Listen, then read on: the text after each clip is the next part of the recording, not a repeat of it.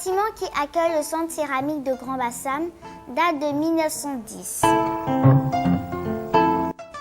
Il était nommé le cercle de l'Union européenne et servait de lieu de détente pour les colons, les riches commerçants syriens, libanais et quelques privilégiés africains.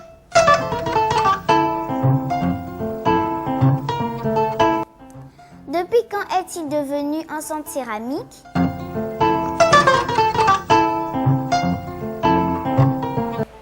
En 1982, que le centre céramique a été créé par un groupe de jeunes qui ont acquis une formation de céramique en Côte d'Ivoire. Les tout premiers élèves même de sortie de cette école qui ont créé ce centre-là, ils se sont regroupés en coopérative et ils ont commencé à travailler. Comme tout début, le début est difficile, mais néanmoins avec l'aide des ambassades, l'aide de bonne volonté, le centre a vu le jour. Aujourd'hui, le centre fait la fierté de la Côte d'Ivoire parce que partout en Côte d'Ivoire, on parle du centre céramique de Grand Bassam, même dans le monde entier.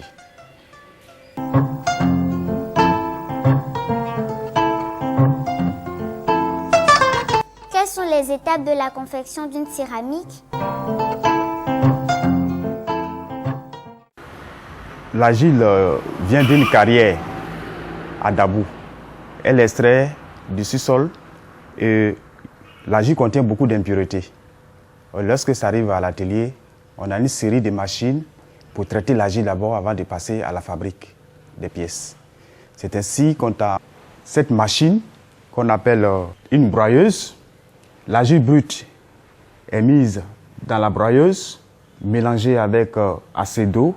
Ensuite, on fait passer par ce robinet et au fur et à mesure qu'on recueille l'argile dans le puits, on tamise et on recueille dans le puits un liquide qu'on appelle la barbotine. Ensuite, la barbotine est tirée par cette machine intermédiaire qu'on appelle la pompe. Et cette pompe tire l'argile, la barbotine du puits et refourrée dans le fil presse. Et l'argile est pressée, l'eau tombe, on a de la pâte prête à travailler. Et on va maintenant passer à une deuxième étape. La deuxième étape consiste à faire quoi? À malasser l'argile et la rendre homogène. À malasser l'argile, ça veut dire quoi? Chasser les bulles d'air et rendre ça plus homogène pour permettre la pièce d'être en harmonie. Sur une table, avec les deux mains, on appuie l'argile comme ça.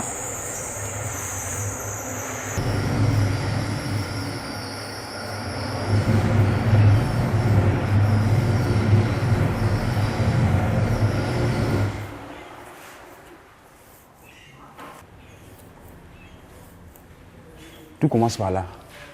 Parce que là, si ce n'est pas bien malassé, la pièce que je vais fabriquer va péter au four. Donc, il faut que je sente que la boule est bien malassée.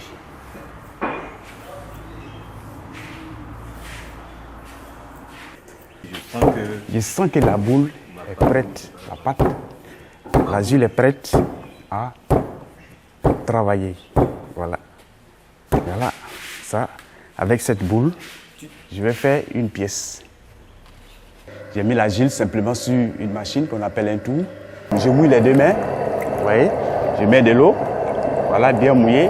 Et voilà, à chaque coup de main, il y a une forme. Là, c'est le montage. Après, je vais descendre. Voilà, je vais descendre.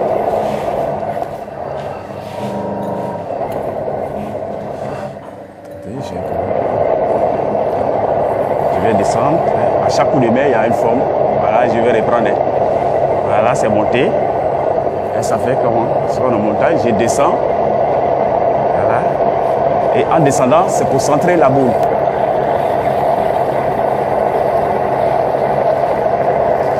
Une fois je sens que la boule tourne rond, je vais maintenant passer à la deuxième étape en faisant un trou à l'intérieur de l'argile. Voilà.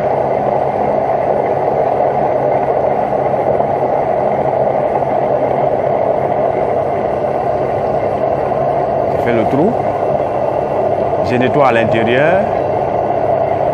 Parce que je ne veux plus revenir à l'intérieur. Donc il faut que je finisse cette première étape. Je mouille toujours. Je vais fermer. Et puis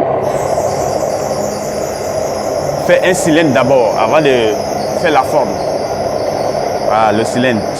Voilà.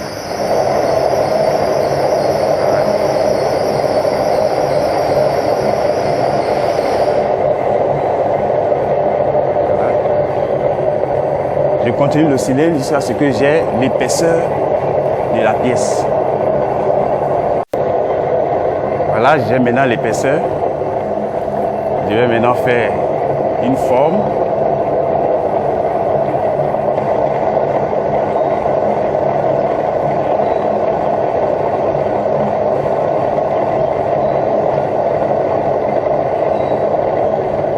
Voilà. Je déforme.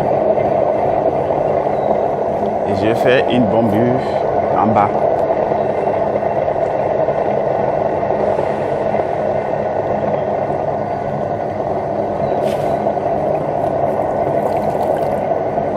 J'en ai le surplus d'eau à l'intérieur.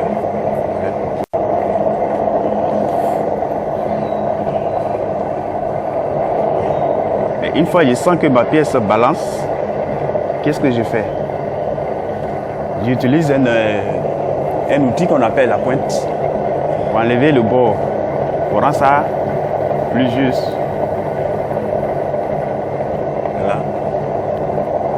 Voilà. Là, la pièce tout ronde.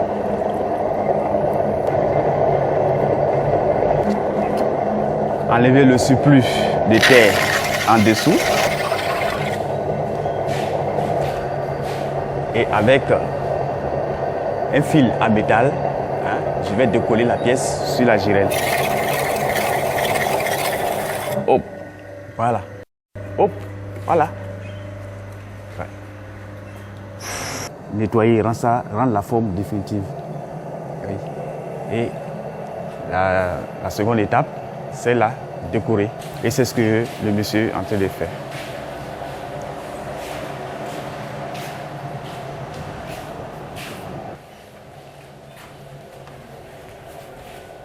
C'est des motifs traditionnels inspirés de pois apaisés l'or.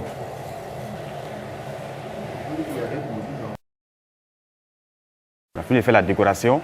On va laisser maintenant sécher la pièce. Une fois séchée maintenant, on va maintenant la cuire. Là, c'est comme ça. Une pièce qui est déjà sèche, on va maintenant la mettre dans un four. Dans le four qu'on appelle le four à bois.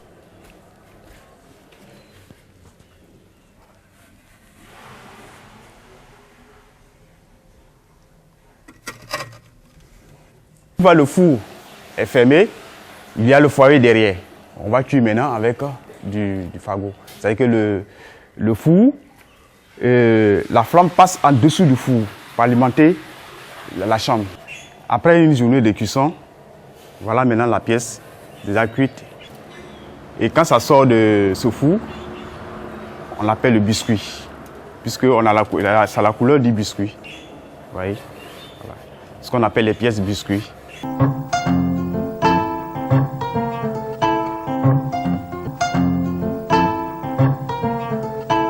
Y a-t-il une différence entre céramique et poterie?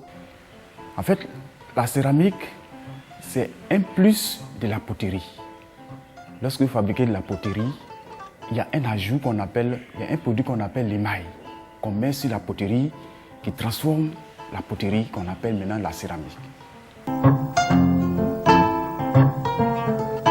Comment devient-on céramiste? Il y a deux sortes de formations.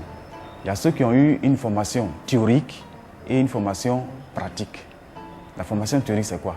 C'est aller dans une école et on te forme théoriquement. Bien qu'il y a souvent des ateliers d'apprentissage, mais la formation n'est pas aussi intense comme la formation sur l'État. Donc moi, par exemple, j'ai eu ma formation sur l'État. J'ai eu 2 ans de formation sur l'État.